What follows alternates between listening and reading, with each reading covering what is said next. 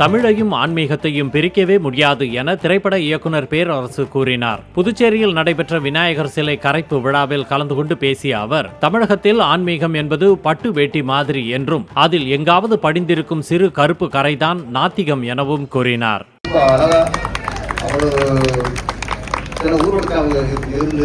ஒரு ஒழுங்குபடுத்தி ஒரு சின்ன விஷயம் கூட அதை பேசி 5 வருஷத்துல தெளிவுபடுத்தி ஊரடங்க நிறைவு வச்சிருக்காங்க. உண்மையே பாண்டிச்சேரி காவல்துறைக்கு ஒரு நன்றி.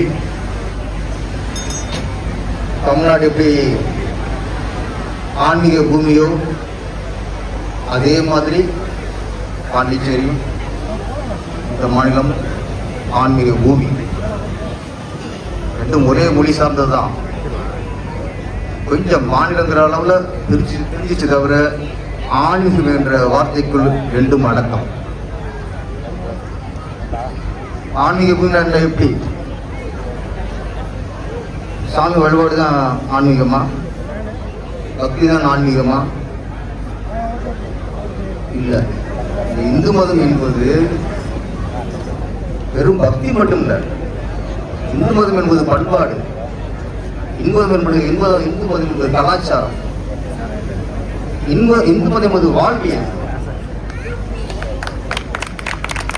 இந்து மதம் என்பது நம்மளோட வாழ்க்கையை ஒழுங்குபடுத்துறது. வெறும் பக்தி நம்ம தவிர்த்திட முடியாது.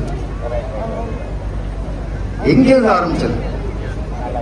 இந்த இந்து மதம் உருவாவதற்கு இவர் ஒருத்தர் 2 பேர் இல்லை, எண்ணிக்கையில் நடக்காது. எத்தனை சித்தர்கள், எத்தனை மகான்கள், எத்தனை பேர் உருவாக்கியது? இந்த மண் அகத்தியர் மண், இந்த மண் ஔவையார் மண், இந்த மண் திருவள்ளுவர் மண், இந்த மண் திருமூலர் மண், இந்த மண் ஆண்டாள் மண், இந்த மண் வாரியார் மண், இந்த மண் ஆன்மீக மண்.